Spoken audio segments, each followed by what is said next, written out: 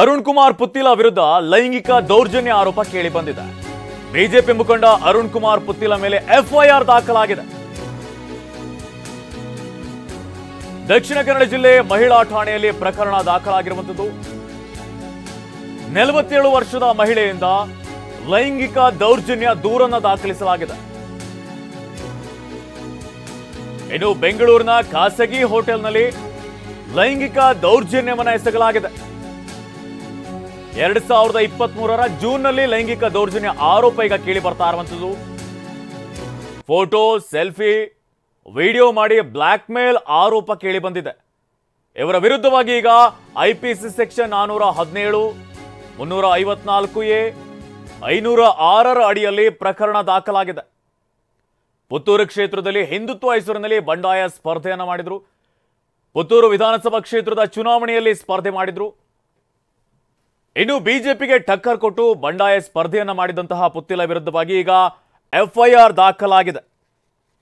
BJP ಮುಖಂಡ ಅರುಣ್ ಕುಮಾರ್ ಪುತ್ತಿಲ ವಿರುದ್ಧವಾಗಿ ಈಗ ಎಫ್ಐಆರ್ ದಾಖಲಾಗಿದೆ. 47 ವರ್ಷದ ಮಹಿಳೆಯಿಂದ ಈಗ ಲೈಂಗಿಕ ದೌರ್ಜನ್ಯ ಆರೋಪವನ್ನ ಎಸಗಲಾಗಿರುವಂಥದ್ದು. ಈ ಕುರಿತು ಹೆಚ್ಚಿನ ಅಪ್ಡೇಟ್ ನೀಡ್ತಾರೆ ನಮ್ಮ ಪ್ರತಿನಿಧಿ ಪೃಥ್ವಿ, ದೂರವಾಣಿ ಸಂಪರ್ಕದಲ್ಲಿ ಜಾಯ್ನ್ ಆಗಿದ್ದಾರೆ. ಪೃಥ್ವಿ, ಈಗ ಬಿಜೆಪಿ ಮುಖಂಡ ಅರುಣ್ ಕುಮಾರ್ ಪುತ್ತೇಲ್ ವಿರುದ್ಧವಾಗಿ ಲೈಂಗಿಕ ದೌರ್ಜನ್ಯದ ಆರೋಪ ಕೇಳಿ ಬರ್ತಿರುವಂತದ್ದು, ಏನಿದೆ ಅಪ್ಡೇಟ್ಸ್ ಇದಕ್ಕೆ ಸಂಬಂಧಪಟ್ಟಂತೆ?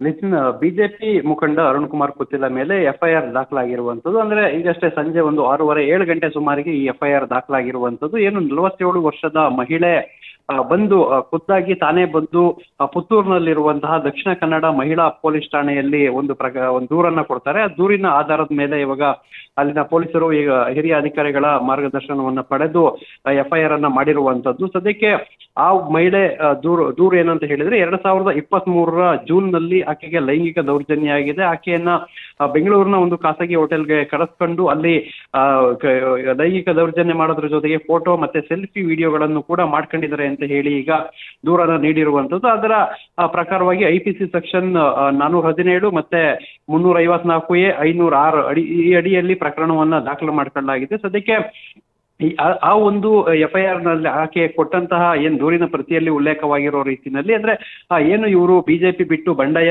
ಸ್ಪರ್ಧೆ ಮಾಡಿದ್ರು ಅಂತ ಸಂದರ್ಭಗಳಲ್ಲಿ ಇವರ ಪ್ರಖ್ಯಾತಿ ಏನಿತ್ತು ಮತ್ತೆ ಹಿಂದುತ್ವದ ಪ್ರತಿಪಾದನೆ ಏನಿತ್ತು ಅದಕ್ಕೆ ಫಿದಾ ಆಗಿದೆ. ಸೊ ಅದಕ್ಕೋಸ್ಕರ ಅವರ ಅಭಿಮಾನಿಯಾಗಿದೆ. ಅದಾದ ಬಳಿಕ ಸಾಮಾಜಿಕ ಜಾಲತಾಣಗಳಲ್ಲಿ ಅವ್ರನ್ನ ಫಾಲೋ ಮಾಡ್ತಾ ಇದೆ. ಅದಾದ ಬಳಿಕ ಅವರ ಕಾಂಟ್ಯಾಕ್ಟಿಗೆ ಬಂದು ಈ ರೀತಿ ಬೆಂಗಳೂರಿಗೆ ಕರ್ಕೊಂಡು ಹೋಗಿ ಅತ್ಯಾಚಾರ ಲೈಂಗಿಕ ದೌರ್ಜನ್ಯವನ್ನು ಮಾಡಿದ್ದಾರೆ ಅಂತ ಹೇಳಿ ಆಕೆ ದೂರನ್ನು ನೀಡಿರುವಂತದ್ದು. ಅಂದ್ರೆ ಇದು ಏನು ಬೆಂಗಳೂರಿನ ಒಂದು ಖಾಸಗಿ ಹೋಟೆಲ್ನಲ್ಲಿ ನಡೆದಿರುವ ಕೃತ್ಯ ಆಗಿರೋದ್ರಿಂದ ಅಲ್ಲಿ ಇದರ ಇನ್ವೆಸ್ಟಿಗೇಷನ್ ಆಗ್ಬೇಕಾಗಿರುತ್ತೆ.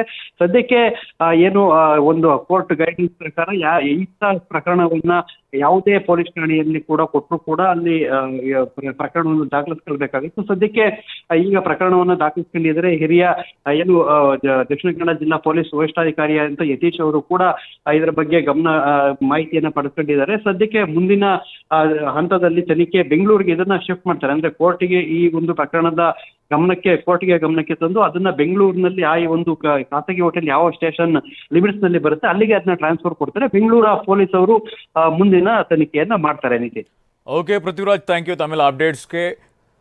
ಬಿಜೆಪಿ ಮುಖಂಡ ಅರುಣ್ ಕುಮಾರ್ ಪುತ್ತಿಲ ಮೇಲೆ ಈಗ ಎಫ್ಐಆರ್ ದಾಖಲಾಗಿರುವಂತದ್ದು. IPC section 417, 354A,